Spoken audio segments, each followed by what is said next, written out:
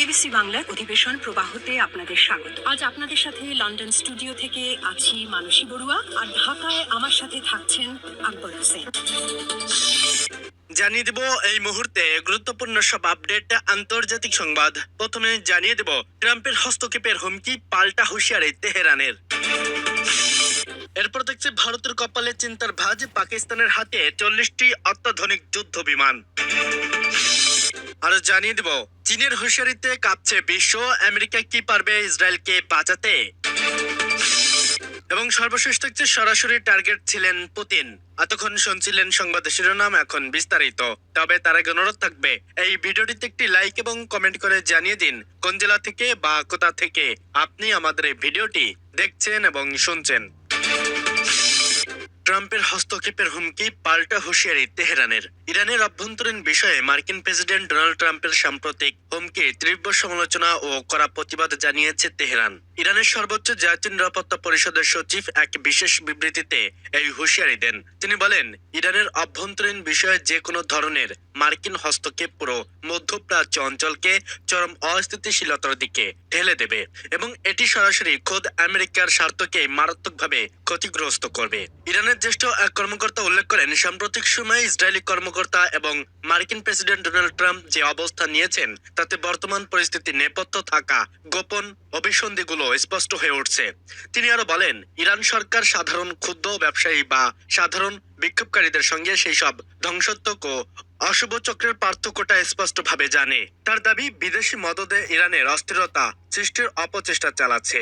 মার্কিন প্রশাসনকে সতর্ক করে তিনি বলেন, ট্রাম্প এই হঠকারী ও অ্যাডভাঞ্চারমূলক আচরণের কারণে মার্কিন সেনাদের নিরাপত্তার ঝুঁকির মুখে পড়তে পারে, যা মার্কিন জনগণের উপলব্ধি করা উচিত। শুক্রবার মার্কিন প্রেসিডেন্ট ডোনাল্ড ট্রাম্প তার নিজস্ব সামাজিক যোগাযোগ মাধ্যমে ইরানকে উদ্দেশ্য করে নতুন হুমকি দেন। সেখানে তিনি দাবি করেন, ইরানি কর্তৃপক্ষ যদি বিক্ষোভকারীদের ওপর সহিংসতা চালায় তবে যুক্তরাষ্ট্র তাদের উদ্ধার করতে প্রস্তুত। ট্রাম্প তার বার্তায় লকড অ্যান্ড লোডেড বা যুদ্ধের জন্য প্রস্তুত থাকার সামরিক পরিভাষা ব্যবহার করে সরাসরি হস্তক্ষেপের ইঙ্গিত দেন। তার এই মন্তব্যকে কেন্দ্র করে মূলত তেহরান ও ওয়াশিংটনের মধ্যে নতুন করে উত্তেজনা ছড়িয়ে পড়েছে। এদিকে গত এক সপ্তাহে ইরানের নিরাপত্তা ও গোয়েন্দা সংস্থাগুলো বেশ কিছু ব্যক্তিকে আটকের খবর নিশ্চিত করেছে। অভিযোগ রয়েছে, আটক ব্যক্তিরা বিদেশি মদতপুষ্ট বিভিন্ন গোষ্ঠীর সঙ্গে যোগাযোগ রক্ষা করে আসছিল এবং প্রতিবাদের আড়ালে দাঙ্গা উস্কে দেওয়ার ষড়যন্ত্র লিপ্ত ছিল। তেহরান শুরু থেকেই বলে আসছে, তারা নাগরিক অধিকার ও শান্তিপূর্ণ প্রতিবাদের প্রতি শ্রদ্ধাশীল থাকলেও বিদেশিদের ইশারায় পরিচালিত কোনো নাশকতা বরদাস্ত করবে না। বিশ্লেষকরা ট্রাম্পের এই বক্তব্যকে চরম পরিহাস হিসাবে দেখছেন, কারণ মার্কিন যুক্তরাষ্ট্র নিজের দেশ ক্ষোভ দমনের রেকর্ডও বেশ বিতর্কিত। তেহরানের পক্ষ থেকে বলা হয়েছে, ট্রাম্প প্রশাসন নিজেদের মানবাধিকার লঙ্ঘনের চিত্র আড়াল করতে বিদেশি অভ্যন্তরীণ বিষয়ে নাক গলানোর এই পুরনো কৌশল বেছে নিয়েছে।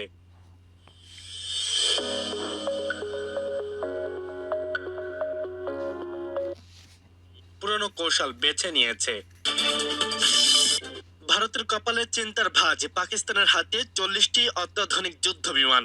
নতুন করে আবারও উদ্বেগ, নরেন্দ্র মোদীর ভারত পাকিস্তানকে পঞ্চম প্রজন্মের 40টি অত্যাধুনিক যুদ্ধ বিমান দেওয়ার সিদ্ধান্ত নিয়েছে চীন। তবে ভারত পাকিস্তানের চলমান আঞ্চলিক টানাপোড়েনের মধ্যেই বেইজিং এর এই পদক্ষেপকে ঘিরে উঠেছে নানা রাজনৈতিক ও কৌশলগত প্রশ্ন। এটি শুধুই অস্ত্র সরবরাহ নাকি এর পেছনে রয়েছে আর কোনো গভীর বার্তা? দক্ষিণ এশিয়ার আকাশ সীমায় সামরিক শক্তির ভারসাম্য বদলে যেতে পারে, এমনই এক চাঞ্চল্যকর তথ্য সামনে এনেছে মার্কিন প্রতিরক্ষা দপ্তর পেন্টাগন। তাদের সর্বশেষ প্রতিবেদনে বলা হয়েছে, ভারতকে টেক্কা দিতে চীন থেকে 40টি অত্যাধুনিক পঞ্চম প্রজন্মের স্টিলথ যুদ্ধ বিমান পাচ্ছে পাকিস্তান, যা নতুন বছরের শুরুতেই ভারতীয় নিরাপত্তা মহলে ব্যাপক উদ্বেগ তৈরি করছে। পেন্টাগনের প্রতিবেদনে বলা হয়েছে, গণপ্রজাতন্ত্রী চীনের সামরিক ও নিরাপত্তা উন্নয়ন 2025 শীর্ষক প্রতিবেদনে জানানো হয়েছে, আঞ্চলিক সামরিক আধিপত্য বিস্তারের অংশ হিসাবেই পাকিস্তানকে 40টি J-35 স্টিলথ ফাইটার জেট সরবরাহের চূড়ান্ত সিদ্ধান্ত নিয়েছে চীন। J-35 হলো চীনের তৈরি পঞ্চম প্রজন্মের স্টিলথ যুদ্ধ বিমান, যা রাডার ফাঁকি দিতে সক্ষম এবং অত্যাধুনিক সেন্সর ও অস্ত্র ব্যবস্থার সজ্জিত। এটি মূলত FC-31 যুদ্ধ বিমানের উন্নত সংস্করণ, যা সক্ষমতার দিক থেকে মার্কিন F-35 এর কাছাকাছি বলে দাবি করেন সামরিক বিশ্লেষকরা। বিশেষজ্ঞদের মতে ভারতীয় বিমান বাহিনীতে রাফাল যুদ্ধবিমান মোতায়েন শুরু হওয়ার পরে পাকিস্তান পাল্টা শক্তি হিসাবে চীনের পঞ্চম প্রজন্মের প্রযুক্তির দিকে ঝুঁকে পড়ে। রাফাল যুদ্ধবিমান মূলত 4.5 প্রজন্মের RJ-35 সরাসরি পঞ্চম প্রজন্মের স্টিলথ ফাইটার। পেন্টাগনের প্রতিবেদনে আরো বলা হয়েছে, আর্থিক সংকটে থাকা সত্ত্বেও পাকিস্তানের কাছে এই অত্যাধুনিক যুদ্ধবিমান সরবরাহ করছে চীন। এর মাধ্যমে বেজিং একদিকে যেমন ইসলামাবাদের সামরিক শক্তি বাড়াচ্ছে, অন্যদিকে পাকিস্তানকে ব্যবহার করে নিজেদের প্রতিরক্ষা প্রযুক্তি সক্ষমতা আন্তর্জাতিক বাজারে তুলে ধরতে চাইছে। J-35 ছাড়াও চীন ইতোমধ্যে পাকিস্তানকে J-10C যুদ্ধবিমান এবং যৌথভাবে উৎপাদিত JF-7 থান্ডার সরবরাহ করছে। চীনের হুঁশিয়ারিতে কাঁপছে বিশ্ব। আমেরিকা কি পারবে ইসরায়েলকে বাজাতে? চীনকে খেপালে তার পরিণতি যে কি হতে পারে তা এইবারই টের পেল ইসরায়েল। মোসাদের মেন হেডকোয়ার্টার উড়িয়ে দিয়ে ব্যাপক আলোড়ন সৃষ্টি করেছে চীন। ইরানকে সাহায্য করার বদলা হিসেবে ইসরায়েল চেয়েছিল তাইওয়ানের কলকাকাঠি নেড়ে চীনকে দমাতে, কিন্তু উল্টো বাড়া ভাতে ছাই পড়ল নেতানিয়াহুর। ইসরায়েল ভেবেছিল তারা এশিয়ার পরশক্তি চীনের লেজে পা দিয়ে পার পেয়ে যাবে, কিন্তু বেইজিং আজ তেল আবিবকে দেখিয়ে দিল আসল ক্ষমতা কার হাতে। সরাসরি যুদ্ধের রেডলাইন ঘোষণা করে ইসরায়েলকে এক কঠিন পরিণতির হুঁশিয়ারি দিলেন প্রেসিডেন্ট শি জিনপিং। বেজিং স্পষ্ট জানিয়ে দিল তাইওয়ান নিয়ে বাড়াবাড়ি করলে তেল আবিবের মাটির সাথে মিশিয়ে দেওয়া হবে। আমেরিকাকেও এখন ভয় কাঁপছে, কারণ চীন যদি এবার খেপে যায় তবে ইসরায়েলকে বাঁচানোর সাধ্য পৃথিবীর কোনো শক্তির নেই। মধ্যপ্রাচ্যের আকাশে এখন যুদ্ধের কালো মেঘ, আর সেই মেঘের আড়াল থেকেই গর্জন করছে এশিয়ার ড্রাগন। ইসরায়েল আজ বুঝতে পারছে তারা আসলে বাঘের গোয়ায় হাত দিয়েছে, কিন্তু প্রশ্ন হলো কেন চীন হঠাৎ করে ইসরায়েলের বিরুদ্ধে সরাসরি যুদ্ধের রেডলাইন ঘোষণা করলো? তাইওয়ানে ইসরায়েলের গোপন অভিসার কি বেইজিং এর ধৈর্যের বাঁধ ভেঙে দিয়েছে? চীন সরাসরি জানিয়ে দেয় তাইওয়ান ইস্যু তাদের সার্বভৌমত্বের প্রশ্ন। এটি একটি রেড লাইন বা লাল দাগ যা অতিক্রম করার সাহস কারো নেই। আর ইসরায়েল সেই রেড লাইন ক্রস করার চেষ্টা করেছে। চীনা দূতাবাস ইসরায়েলকে নির্দেশ দেয় অবিলম্বে তোমাদের ভুল সংশোধন করো। এটি ভাষা কোনো বন্ধু রাষ্ট্র নয়, এটি এক শাসকের ভাষা। চীন ইসরায়েলকে মনে করিয়ে দেয় তাইওয়ান নিয়ে খেলা বন্ধ না করলে চীন ইসরায়েলের অস্তিত্ব নিয়ে প্রশ্ন তুলবে। এই হুঁশিয়ারি তেল আবিবের ক্ষমতার অলিন্দে ভূমিকম্পে সৃষ্টি করে। নেতানিয়াহু বুঝতে পারেন চীন আর চুপ থাকবে না। তারা এখন কথার বদলে কাজ জবাব দিতে প্রস্তুত। ইসরায়েল কেন এমন আত্মঘাতী সিদ্ধান্ত নিল? এর উত্তর লুকিয়ে আছে তাদের অহংকারে। ইসরায়েল দেখছে চীন ইরানকে সাহায্য করছে, তাই তারা ভেবেছিল চীনের শত্রু তাইওয়ানকে সাহায্য করে চীনকে শিক্ষা দেবে।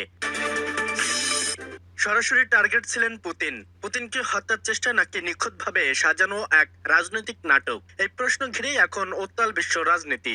রাশিয়ার প্রেসিডেন্ট ভ্লাদিমির পুতিনের বাসভবনে ইউক্রেনীয় ড্রোন হামলার দাবি করে সম্প্রতি একটি ভিডিও প্রকাশ করেছে মস্কো। আর সেই ভিডিও প্রকাশের পরপরই আন্তর্জাতিক অঙ্গনে শুরু হয়েছে তীব্র বিতর্ক, সন্দেহ আর কূটনৈতিক উত্তেজনা।